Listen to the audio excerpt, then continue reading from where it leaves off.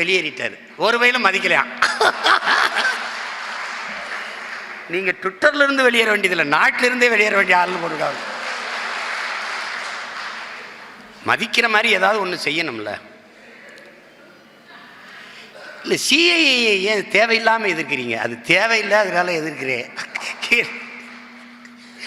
நான் சொன்னதை சொல்லியிருக்காரு பாருங்க, சந்திரசேகர ராவ், தெலுங்கானா முதலமைச்சர் சொல்லியிருக்காரு இன்னைக்கு. பைத்தியக்காரங்களா, எனக்கிட்டே பர்த் சர்டிஃபிகேட் இல்லைடா, எனது அப்பா ஆத்தாளுக்கெல்லாம் எங்கேயா போய் தேடுறது? அன்னைக்கு எவனோ ஒருத்தன் பிறந்த, நான் கிராமத்தில் பிறந்தேன், ஒருத்தர் வந்து சும்மா ஒரு எழுதி கொடுத்தாரு, தேதியை குறித்து கொடுத்தாரு. அப்போ அது எங்கே போய் இன்னைக்கு பிறந்த சான்றிதழ் கேட்குறது? எங்கள் மச்சான் வந்தார், அன்வர். மச்சான் நீங்கள் பர்த் சர்டிஃபிகேட் வச்சிருக்கீங்களா, பிறந்த சான்றிதழ்? இல்லையே மச்சான், அது தாசில்தார்கிட்ட கேட்டால் அது கோர்ட்டுக்கு போய் இதை வழக்கு போட்டில் வாங்கணுமா. கதை முடிஞ்சு. அது முகாம்தான், அது நேரடி முகாம்தான், முகாம்தான். ட்ரம்ப் வந்து ஒன்றுமே செய்யலையே. அவரும் அமெரிக்க மோடி, இவர் இந்திய ட்ரம்ப்பு, ரெண்டும் ஒரே சேம் பிளட்டு. என்ன தெரியுமில்ல, அவன் மெக்சிகனை உள்ள விடாம மதில் சோறு கட்டிட்டு இருக்கான். அதே கொள்கை உள்ளவர், அதனால இவர் தலையிடல. ஐரோப்பிய நாடுகள் என்ன சொல்லுது பாருங்க, 800 பேர் கொண்ட சபையில் 650 பேர் இந்த சிஏக்கு எதிராக தீர்மானம் கொண்டு வர துடிக்கிறான். அவன் என்ன சொல்றான், நாங்கள் எல்லாம் திருப்பி அனுப்பிச்சால் உலகத்திலே அகதிகள் அதிகமாக வாழ்ற நாடு இந்தியாவா மாறிடும்.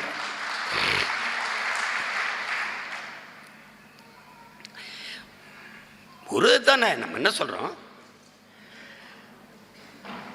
சட்டமீறி உள்ள நுழைந்துட்டார்கள், அத்துமீறி உள்ள வந்துட்டார்கள். அத்துமீறி வரும்போது நீ என்ன பண்ணிட்டு இருந்த? அவர்கள் உள் நுழையும் போது என்ன பண்ணிட்டு இருந்த? ஒரு தலைமுறை தாண்டி வாழ்ந்துருக்கான், 35 வருஷம் 40 வருஷம் வாழ்ந்துட்டு இருக்கான். அதுவரை என்ன பண்ணிட்டு இருந்தீங்க? அப்ப என்ன கொண்டு வரணும்? இனிமேல் யாரும் வரக்கூடாது, நாங்க குடியுரிமை தரமாட்டோம், அங்க ஒரு செக் போஸ்ட்டை போடு, அங்க ஒரு சோதனை சாவடியை போடு, யாரும் உள்நுழையாம பார்த்துக்க. இவங்கள மாதிரி ஒரு கொடுமைக்காரங்கள மாட்டுக்கறி நாம தான் அடிச்சு கொண்டு வருவாங்க. ட்ரம்ப் வந்தால் 5 வகையாக சமைச்சு விட்டுவாங்க. அவர்கிட்ட சொல்ல வேண்டியதானே, நாங்கள் மாடை புனிதமாக கருதுகிறவர்கள், நாங்கள் அதெல்லாம் மாட்டுக்கறி போட மாட்டோம்னு சொல்லித்தான் பாருங்க. ஒரு தடவை நின்னாங்க பார்த்தீங்களா, ராணுவ அமைச்சர், உள்துறை அமைச்சர், பிரதமர் 3 பேர் தான். பள்ளிக்கூடத்து பயலுக பிரேயர் பாடும்போது நிற்பாங்கல்ல, நீராறும் கடல் கொடுத்த. அதை விட சீன பிரதமர் வரும்போது நம்ம ஐயா அப்படி நின்னார் தெரியுங்களா உங்களுக்கு?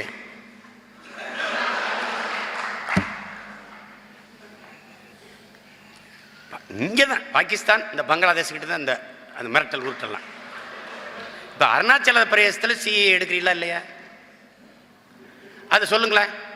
ஏன்னா அங்கே எடுக்க முடியாது. நடு மாநிலத்தில் நின்று எந்த தலைவரும் பேசுறதில்லை. ஏன்னா அவன் சீனா என்னதுன்ட்டான். அது தெரியுமா தெரியாதா? அருணாச்சல பிரதேசத்தில் வாழ்கிற மக்களுக்கு சீனாவுக்குள்ள வர்றது போகிறதுக்கு பாஸ்போர்ட் வீசாலும் தேவையில்லை, ஓநாடு வந்துட்டு போகணுன்ட்டான். அது ஏன் மாநிலம்ட்டான். அதை பற்றி வாயை திறக்கிறது இல்லையே. ஆசாத் காஷ்மீரை மீட்டெடுப்போம், பாகிஸ்தான் ஆக்கிரமிப்பு காஷ்மீரை மீட்டெடுப்போம். அப்படி அந்த சீனா ஆக்கிரமிப்பு காஷ்மீரை கொஞ்சம் பேசுங்களேன். பேச மாட்டேன். ஏன்னா அவன் உண்மையிலே ராணுவம் வச்சிருக்கான். அப்புறம் பத்தாக்குறைக்கு கொரோனா வைரஸ் வர வச்சிருக்கான். அவன் இனி போர்லாம் கம்பு இந்த கருவாலை தூக்கிட்டு வர மாட்டாங்க. இனி பீரங்கி கீரங்கி குண்டுலாம் கிடையாது. ஒரு வைரஸை போட்டு விடுறா. தென்கொரியாவில் பரவிருச்சு, இஸ்ரேலில் பரவிருச்சு, இத்தாலியில் பரவிருச்சு, துபாயில் பரவிருச்சு. அங்கேருந்து நம்ம பிள்ளைய அண்ணே ஏர்போர்ட்டுக்குள்ளே நுழையிற பூரா மூக்கில் இப்படி கட்டிக்கிட்டு இருக்கான். ஏடா நம்ம போகிறதா திரும்பி போகிறதாடா என்னடா கதை? ஏதோ இனி இந்த மாதிரி உயிரியல் போர் தான், பயோவார் தான் போடுவான். அதை வச்சு முடிச்சு விட்டு போயிடுவான். அதுக்கிடையில் தான் இவ்வளவு ஆட்டம். ஓட்டுக்கு காசு கொடுக்கறது, நாட்டை ஆளை நினைக்கிறது, துடிக்கிறது, கோடி கோடியாக சொத்து சேர்க்கறது. எத்தனை கோடி வச்சுருந்தாலும் கொரோனா கொண்டு வரும்பா. அது அவர் பெரிய பணக்காரரு, இவரை விட்டுருவோமா அப்படின்னு வைரஸ் பேசாது ராஜா. அது கதையை முடிச்சு விட்டு பெரிய பேராபத்தை நோக்கி நம்மளை நகர்த்தி கொண்டு போகிறார்கள். 6 ஆண்டுகளில் பாரதிய ஜனதா ஆட்சிக்கு வந்த அந்த 6 ஆண்டுகளில் மதம் என்கிற ஒரு வார்த்தை தவிர எதுவுமே காதல விடலை. எல்லாவற்றையும் முடித்து விட்டார். இந்த குடியுரிமை சட்ட திருத்தம் தெரியும் அவருக்கு, பிரதமருக்கே இல்லை, முதல் குடிமகனுக்கே குடியுரிமை சான்றிதழ் இல்லை. அது நான் கேட்டேன், பிரதமரை காட்ட சொல்லுங்கன்னா, அது அவருக்கு தேவையில்லையா, அவருக்கு இல்லையா, அதனால காட்ட தேவையில்லை. எங்களுக்கு இல்லை, காட்ட தேவையில்லை. நான் தெளிவாக இருக்கேன். எடுக்க அதிகாரி வருவான்ல, உன் குடியுரிமை சான்றிதழை காட்டுப்பா. இல்லை, போப்பா போப்பா போப்பா.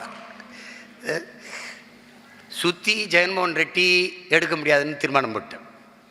இந்த அவர் தெலுங்கானாவில் போட போகிறார், சபாநாயகர் ஒப்புதல் கொடுத்துட்டாருன்றார் சந்திரசேகர்.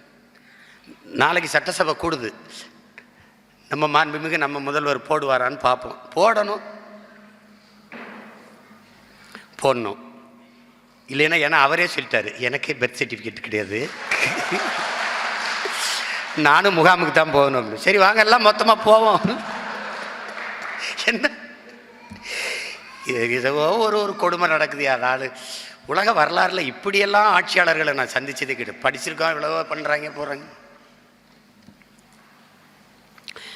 நாடு, மக்களின் எதிர்கால நல்வாழ்வு, அது குறித்து ஒரு திட்டம் கிடையாது. கோயில் சாமி, கோயில் சாமி, மதம், கோயில் சாமி, மதம், இதை தவிர எதையுமே கிடையாது, எதுவுமே கிடையாது. மிக மோசமான வீழ்ச்சியை பொருளாதாரத்தில் சந்தித்துக் கொண்டிருக்கிறோம். வேலை வாய்ப்பற்ற இளைஞர்கள் பெருகிக்கொண்டே போகிறார்கள். 2 கோடி பேருக்கு வேலைன்னா என்ன வேலைன்னு தெரியுமா உங்களுக்கு? பக்கோடா விற்கிறது. அவர்தான் சொல்லிட்டாரு, வேலை இல்லாதவர்கள் பக்கோடா வித்தா எப்படி சம்பாதிக்கலாம் தெரியுமா? எப்படி சம்பாதிக்கலாம்? ஏன் அவர் பக்கோடா விற்கிறாரு?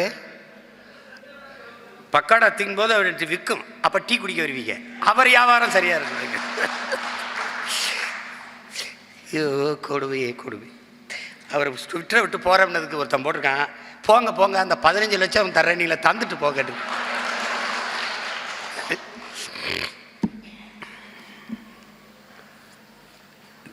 எனவே நான் அன்பிற்குரியவர்கள், அருமை உடன் பிறந்தார்கள்,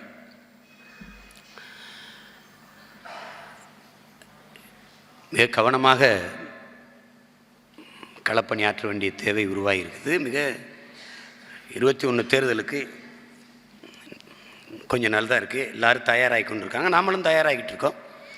அதுக்கடையில் இந்த பண்பாட்டு தளத்தில் நம்ம மிக வேகமாக செய்யணும்.